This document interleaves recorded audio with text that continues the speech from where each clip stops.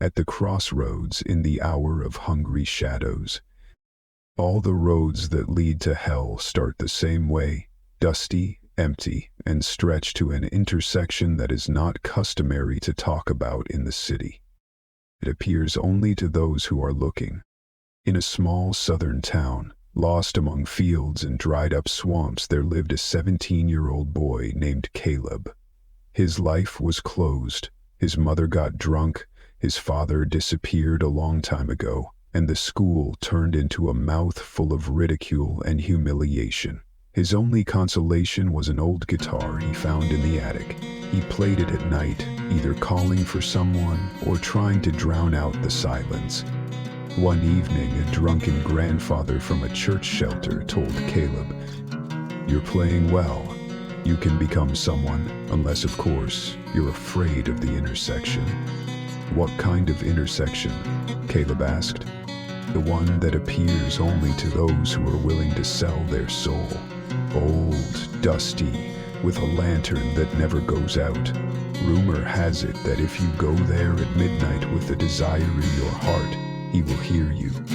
And that night, Caleb went. He walked through the fog and the buzzing of mosquitoes, past overgrown cornfields, until the road brought him to a place where there should have been nothing. But there was an intersection there. It was dusty, as if forgotten by time, with a lopsided lantern and nameless signs blackening in the grass. He stood in the middle of the road and started playing.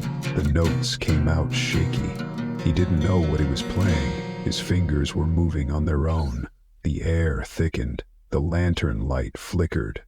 Something too big moved in the bushes. And then he came out of the darkness. At first there were only footsteps, like bones on asphalt. Then there was the silhouette, tall, too tall, with arms that reached to his knees, and a face with no eyes, just a gaping crater in his skull. "You called me," he said. The voice was like the wind between the tombstones. I want to be great. I want the whole world to hear me, so that everyone knows who Caleb Winters is. Anything is possible, but you have to pay for it. Not now. Later, when the time is right." Caleb nodded, and the intersection disappeared. He woke up at home, with the guitar in his hands. Soon everything went like in a fairy tale. His tracks became viral, subscribers, contracts, interview, money.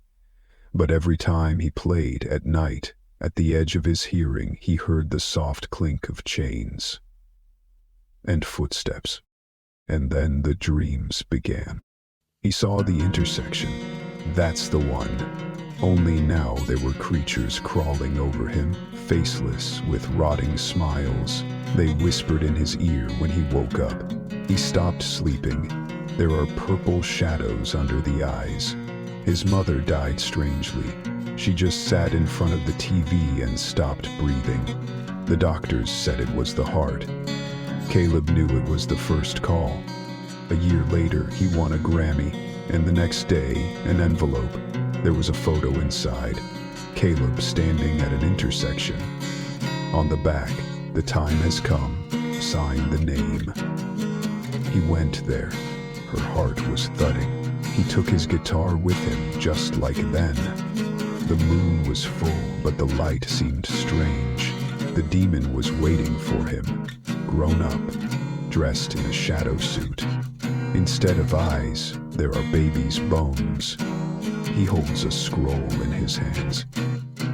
"Name," he hissed, "or you're coming with me."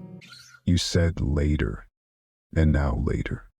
Caleb thought about himself, about the glory, about cliques, about stadiums. And then I thought about Tiffany, the only girl who ever gave him a sandwich when he was hungry.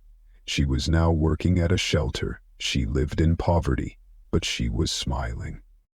And he wrote the name, not hers, not his own, and the name of the manager who gave him a hell of a contract, that he was squeezing money and laughing when Caleb was crying backstage, and everything was gone. The next morning, the manager was found dead with a burnt cross on his forehead. His body twisted as if his soul was trying to escape outside. And Caleb got a new letter. You know you can choose now, a name and another year, and so it is again until you write your own. And Caleb wrote, enemies first, then the envious ones, then it's just random, getting richer every year, lonely, empty. Time passed. His songs have become lifeless. His face looks dead. He was afraid of mirrors. His guitar was cracked, but he couldn't let go of it. And then the day came when he was left alone. There were no more names. He picked up his guitar and walked to the intersection. No one saw me off. No one remembered. He stood on the dusty road and started playing, and with each note the shadows began to dance. Silhouettes were crawling out of the forest, fingers come out of the ground.